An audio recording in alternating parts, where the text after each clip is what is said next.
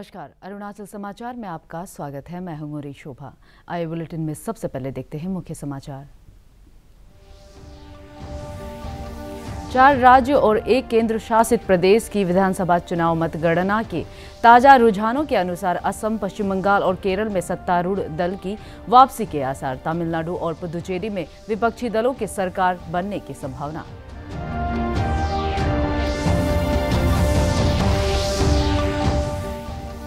देश भर में पिछले 24 घंटों में कोरोना संक्रमण के 3,92,000 से अधिक नए मामले। कोविड की दूसरी लहर में अरुणाचल में एक दिन में रिकॉर्ड 217 नए मामले। प्रधानमंत्री नरेंद्र मोदी ने विशेषज्ञों के साथ देश में कोविड महामारी और टीकाकरण संबंधी मुद्दों की समीक्षा। National institute of mountaineering and allied sports के निदेशक कर्नल सरफराज के नेतृत्व में रिवर राफ्टिंग दल द्वारा अरुणाचल प्रदेश की 7 प्रमुख नदियों में सफलतापूर्वक नौकायन अभियान को इंडिया बुक ऑफ रिकॉर्ड में किया गया शामिल। मुख्यमंत्री ने रिवर राफ्टिंग दल को दी बधाई। 4 राज्यों और 1 केंद्र शासित प्रदेश की विधानसभा चुनाव मतगणना के ताजा रुझानों के अनुसार असम, पश्चिम बंगाल और केरल में सत्तारूढ़ दल फिर सत्ता में आते दिख रहे हैं, जबकि तमिलनाडु और पुदुचेरी में विपक्षी दलों के सरकार बनने की संभावना है। निर्वाचन आयोग से प्राप्त ताजा आंकड़ों के अनुसार असम में विधानसभा की 126 सीटों में से 78 सीटों पर भाजपा के नेतृत्व में एनडीए, 46 पर कांग्रेस गठबंधन और 2 सीटों पर अन्य उम्मीदवार बढ़त बनाए हुए हैं। असम के प्रमुख उम्मीदवारों में भाजपा के सर्बानंद सोनोवाल, हिमंत बिस्वा शर्मा, रंजीत दास, हितेंद्र नाथ गोस्वामी, रंजीत दत्ता और एजेपी के अतुल बोरा अपनी सीटों पर आगे चल रहे हैं। वहीं भाजपा के हेमंत कलिता, कांग्रेस के रिपुन बोरा, एजेपी के लुरिन ज्योति गोगोई और निर्दलीय उम्मीदवार अखिल गोगोई अपनी सीटों पर पीछे चल रहे हैं। इधर पश्चिम बंगाल में विधानसभा के 292 सीटों में से तृणमूल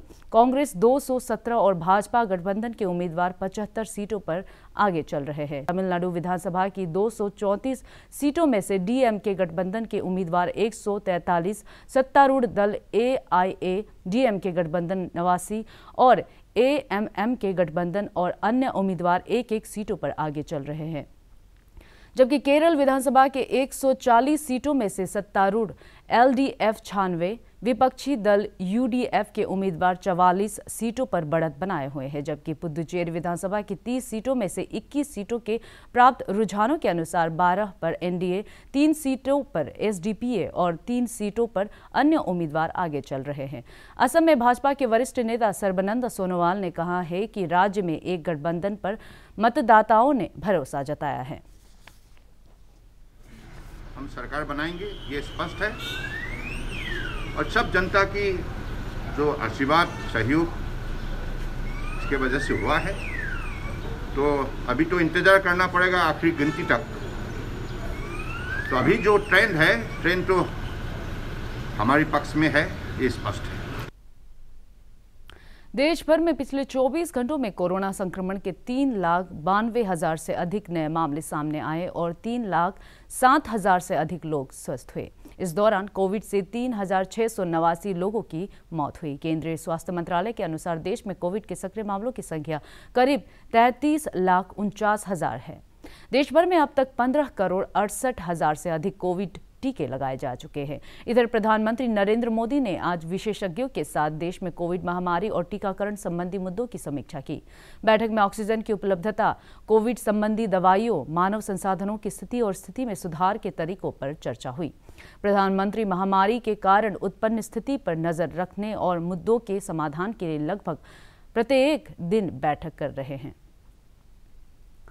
कोविड की दूसरी लहर शुरू होने के बाद से अरुणाचल प्रदेश में शनिवार को पहली बार एक दिन में रिकॉर्ड 217 नए मामले सामने आए और 56 रोगी स्वस्थ हुए। राज्य में कोविड के सक्रिय मामलों की संख्या बढ़कर 1,387 हो गई है और रिकवरी दर घटकर 92.24% रह गई है। पिछले 24 घंटों में राज्य भर में से कोविड जांच के लिए 3,463 सैंपल एकत्र किए गए। प्रदेश में कोरोना के आए नए मामलों में ईटानगर राजधानी क्षेत्र से 100, लोअर दिबांग वैली से 28, चांगलांग से 15, ईस्ट सियांग से 14, लेपारादा से 12, पापुमपारे से 10, लोअर सुबनसिरी और वेस्ट कामेंग जिले से 8, अंजाव से 7, तिराप से 5, नामसाई, लोअर सियांग, तवांग और वेस्ट सियांग से 4, लोहित से 2, शी योमी और लोंगडिंग से 1 मामले शामिल है। जबकि स्वस्थ हुए रोगियों में ईटानगर राजधानी क्षेत्र से 32, लोअर दिबांग वैली से 9, पापुमपारे और ईस्ट सियांग से 4, चांगलांग से 3, लोहित जिले से 2, वेस्ट कामेंग और वेस्ट सियांग से 1 रोगी शामिल है। स्वास्थ्य निदेशालय से प्राप्त सूचना के मुताबिक ईटानगर के चिंपू में स्थित डेडिकेटेड कोविड अस्पताल में 17, पापुमपारे जिले के डेडिकेटेड कोविड हेल्थ सेंटर मिथफू में 16, डेडिकेटेड कोविड अस्पताल पासीघाट में 35 और डिस्ट्रिक्ट कोविड हेल्थ सेंटर्स में 454 बेड्स उपलब्ध हैं। National institute of mountaineering and allied sports NIMAS के निदेशक कर्नल सरफराज के नेतृत्व में 25 सदस्यों की रिवर राफ्टिंग दल द्वारा अरुणाचल प्रदेश की 7 प्रमुख नदियों कामेंग, सुबनसिरी, नोवा दिहिंग, लोहित, दिबांग, सियोम और सियांग नदियों में सफलतापूर्वक नौकायन अभियान को इंडिया बुक ऑफ रिकॉर्ड में शामिल किया गया है। मुख्यमंत्री पेमा खांडू ने अरुणाचल का गौरव बढ़ाने के लिए कर्नल सरफराज सहित रिवर राफ्टिंग दल को बधाई दी है। 1 महीने का यह नौकायन अभियान पिछले वर्ष 23 नवंबर से 23 दिसंबर तक चला था। ईटानगर राजधानी क्षेत्र के जिला उपायुक्त तालो पोतुम ने कहा है कि कोविड संक्रमण पर नियंत्रण के लिए चेक गेट्स पर कोरोना जांच के साथ ही राजधानी के विभिन्न इलाकों में जांच के लिए आवश्यक कदम उठाए जा रहे हैं। शनिवार की रात को ईटानगर में रात्रि कर्फ्यू के पालन का जायजा लेते हुए जिला उपायुक्त ने कहा है कि लोगों को कोरोना का किसी भी तरह का लक्षण महसूस होने पर बेझिझक नजदीकी स्वास्थ्य केंद्र में जांच करानी चाहिए। उन्होंने क्षेत्र के प्रत्येक व्यक्ति से कोविड उचित व्यवहार का पालन करने और कोविड प्रबंधन में प्रशासन के साथ सहयोग की अपील की। जितना भी टेस्ट हुआ है उस टेस्ट में से जो हमारा कल तक का जो 400 से ज़्यादा जो पॉजिटिव केस निकला है, तो बाहर से आने वाला का कम, अंदर का जो टेस्ट आदमी ज़्यादा करे। तो इससे पता चला है कि वो हमारे अंदर में बहुत से कोविड पेशेंट लोग हैं। तो अभी वो लोग जांच के लिए हम लोग उसको ढूंढ के नहीं निकल पाता है। तो इस हिसाब से अभी हमारा इंटरनल जो एक सिस्टम को थोड़ा से हम लोग अभी अवेयरनेस में लेके आना है, ताकि जो कोविड का जो उसको कोविड का जो चेनेज है उसको हम लोग ब्रेक करना है। तो ब्रेक करने के लिए ये एक अवेयरनेस है कि कर्फ्यू लगाने से लोगों को मालूम होगा कि seriousness of the Covid spreading within the colonies, within the sectors. Arunachal chemist and druggist association ने राज्य सरकार से चेक गेट्स के अलावा प्रदेश के अंदर भी कोविड जांच कराने का आग्रह किया है। संघ के अध्यक्ष पवन बागांग ने कहा कि राज्य में कोविड एसओपी के लागू होने से पहले बहुत से लोग प्रवेश कर चुके हैं और बड़े पैमाने पर संक्रमण को फैलने से रोकने के लिए ऐसे लोगों की जांच भी किया जाना चाहिए। उन्होंने प्रदेश में सीमित स्वास्थ्य संसाधनों के मद्देनजर लोगों से नियमित मास्क लगाने, सैनिटाइजेशन और सोशल डिस्टेंसिंग के नियमों का पालन करने की अपील की। और दूसरा, अपना प्रदेश में रिक्वेस्ट करना चाहूँगा कि एंटीजन टेस्ट ड्राइव जो है तुरंत से तुरंत हर सेक्टर, हर कॉलोनी में शुरू करना चाहिए। सिर्फ जो एंट्री गेट में, जो अभी असम बॉर्डर में जो एंट्री गेट है वहाँ सिर्फ नहीं करके, या कॉलोनी में, सेक्टर में, सभी में होना चाहिए। तो वो किस लिए बोल रहा हूँ कि जो इन्फेक्टेड जो पर्सन है वो वहाँ से तो इन्फेक्ट होने से पहले घुस गया होगा, तो इन्फेक्ट होने के बाद में या अपना स्टेट के अंदर में, कई कॉलोनी में, कई घर में, तो वो कैरियर बन जाएगा। तो इस चीज़ को भी स्टेट गवर्नमेंट जो है ध्यान देना है और इसका कुछ कार्रवाई कदम उठाना चाहिए सख्त से। ऑक्सीजन जो है इस वक्त हमारा स्टेट में बिल्कुल अवेलेबल है और लगता है कि और भी जरूरी हो सकता है आने वाला काल को। और वैक्सीन कमियां हो रहा तो सेंट्रल गवर्नमेंट को, हमारा प्रदेश का गवर्नमेंट जो है स्ट्रांगली उनको डिमांड प्लेस करना चाहिए कि वैक्सीन अवेलेबल किया जाए। हम अपना सावधानी और कोविड नियम का अनुसार पे एसओपी को पालन करना वो हमारा ड्यूटी रिस्पॉन्सिबिलिटी बनेगा एज ए सिटीजन। देश में कोरोना संक्रमण की दूसरी लहर चल रही है। इधर रोजाना लाखों की संख्या में मरीज सामने आ रहे हैं। अस्पतालों और चिकित्सा उपकरणों की भारी किल्लत है, लेकिन ऐसी हालत में कुछ राहत देने वाली खबरें भी है।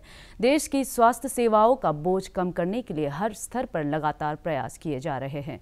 ऐसा ही कुछ किया है IIT मद्रास के इंटीग्रेटेड स्टार्टअप ने पोर्टेबल कोविड-19 अस्पताल विकसित कर। पेश है एक रिपोर्ट। देश में कोरोना के बेतहाशा बढ़ते मामलों से मेडिकल इंफ्रास्ट्रक्चर पर जबरदस्त दबाव है। सभी अस्पताल मरीजों से भरे पड़े हैं। संक्रमितों की बढ़ती संख्या के कारण अस्पतालों में बिस्तरों की बेहद मारामारी है।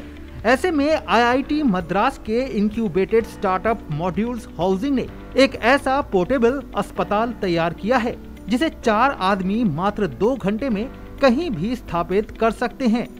इसे मेडिकेब नाम दिया गया है। इस पोर्टेबल माइक्रो स्ट्रक्चर के जरिए लोकल लेवल पर कोविड-19 संक्रमितों की पहचान, जांच, आइसोलेशन और इलाज आसानी से किया जा सकेगा। मॉड्यूल्स हाउसिंग ऐसे कई माइक्रो हॉस्पिटल्स विकसित कर रहा है जिन्हें देश भर में तेजी से स्थापित किया जा सकता है। मेडिकेब को हाल ही में केरल के वायनाड जिले में लॉन्च किया गया था। इसके साथ ही प्रोजेक्ट के सर्टिफिकेशन और बेहतर परिचालन के लिए स्टार्टअप ने Shri Chitra Tirunal institute for medical sciences and technology के साथ साझेदारी भी की है। IIT के 2 पूर्व छात्रों श्री राम रविचंद्रन और डॉक्टर तमस्वती घोष द्वारा 2018 में शुरू किए गए इस स्टार्टअप को IIT मद्रास के इंक्यूबेशन सेल का सहयोग रहा है। कोरोना महामारी को हराने के लिए बुनियादी ढांचा बहुत महत्वपूर्ण है। ऐसे में मेडिकेब जैसे सार्थक प्रयास कोरोना के खिलाफ लड़ाई में निश्चित रूप से काफी मददगार साबित होंगे। तापस भट्टाचार्य की रिपोर्ट, DD न्यूज। देश भर में कोरोना की दूसरी लहर में सेना के तीनों अंग मेडिकल ऑक्सीजन की आपूर्ति अपने अस्पतालों में कोविड से संक्रमित आम नागरिकों की इलाज और जागरूकता में योगदान कर रही है। इंटीग्रेटेड डिफेंस स्टाफ मेडिकल की डिप्यूटी चीफ लेफ्टिनेंट जनरल माधुरी कनितकर ने बताया कि सेना को हर संभव सहायता के लिए तैयार रहने के निर्देश दिए गए हैं। Reassured that the armed forces will help out and be in times of need, that we are part of the nation, and that is the direction that has come down to us, ki get out and do as much as you can. So I think that is what the gist is, ki I mean there is it is not just get out of not just your comfort zone, of even discomfort zone, and stretch yourself. So that is the motto with which we are trying to reach out to our teams which are working. Pather, Panchali, Aparajito, अपूर संसार और चारुलता जैसी यादगार फिल्में बनाने वाले सत्यजीत रे की जन्म शताब्दी मनाई जा रही है। देश के महान फिल्म निर्देशक सत्यजीत रे का जन्म 2 मई 1921 को पश्चिम बंगाल के कोलकाता में हुआ था। पाथेर पांचाली उनकी पहली फिल्म थी और उन्होंने अपने जीवन में कुल 37 फिल्में बनाई। वे एक लेखक, पब्लिशर, इलस्ट्रेटर, कॉलिग्राफर, ग्राफिक डिजाइनर और फिल्म क्रिटिक्स भी थे। सत्यजीत रे को Bharat Ratna, honorary life time achievement पुरस्कार, ऑस्कर, पद्मश्री, पद्म विभूषण और दादा साहेब फाल्के पुरस्कार से सम्मानित किया गया। उनका निधन 23 अप्रैल 1992 को हुआ। केंद्रीय माध्यमिक शिक्षा बोर्ड CBSE इस वर्ष 10वीं की बोर्ड परीक्षा के परिणाम 20 जून को घोषित करेगा। बोर्ड ने एक दस्तावेज जारी कर स्पष्ट किया है कि स्कूल विद्यार्थियों का मूल्यांकन कर उन्हें अंक किस प्रकार और किस आधार पर देंगे। बोर्ड ने एक आधिकारिक मेल में कहा है कि सभी विद्यालय निर्धारित मानदंडों पर विद्यार्थियों का मूल्यांकन कर अंक 5 जून तक सौंप देंगे। इसी के आधार पर बोर्ड 20 जून को अंतिम परिणाम की घोषणा करेगा। CBSE ने इस वर्ष की 10वीं की परीक्षा कोरोना महामारी के कारण रद्द करने और विद्यार्थियों को आंतरिक मूल्यांकन के आधार पर अंक देने का निर्णय लिया है। प्रत्येक विद्यार्थी को आंतरिक मूल्यांकन में 20 में से मिले अंक यथावत बने रहेंगे। शेष 80 अंकों के इस स्कूल अर्धवार्षिक परीक्षा में प्रदर्शन के आधार पर और 40 अंक प्री बोर्ड्स परीक्षा के प्राप्तांक के आधार पर दिए जाएंगे। मूल्यांकन को निष्पक्ष बनाए रखने के लिए सीबीएसई ने स्कूलों से कहा है कि वे परिणाम समिति का गठन करें, जिसमें प्रधानाचार्य सहित 7 सदस्य होंगे। इस समिति में गणित, समाज विज्ञान, 2 भाषाओं और विज्ञान के शिक्षक शामिल होंगे। पड़ोसी विद्यालय के 2 शिक्षक एक्सटर्नल सदस्य के रूप में कार्य करेंगे। अरुणाचल समाचार के आज के अंक में इतना ही। जाने से पहले आप सभी से अनुरोध है कि कोविड-19 के दिशा निर्देशों का पालन करें। हमेशा मास्क लगाए, बार बार हाथ धोए और सोशल डिस्टेंसिंग के नियमों को मानें। कोरोना महामारी से बचाव के लिए आपका वैक्सीन लगवाना भी जरूरी है। अगर आप वैक्सीन लगवाने के पात्र हैं तो जरूर लगवाएं। हम कल फिर हाजिर होंगे अरुणाचल और देश दुनिया की खबरों के साथ। चलते चलते आपको बता दें, आप अरुणाचल समाचार हमारे YouTube channel DD news Arunachal पर भी देख सकते हैं। देखते रहिए अरुण प्रभा। नमस्कार।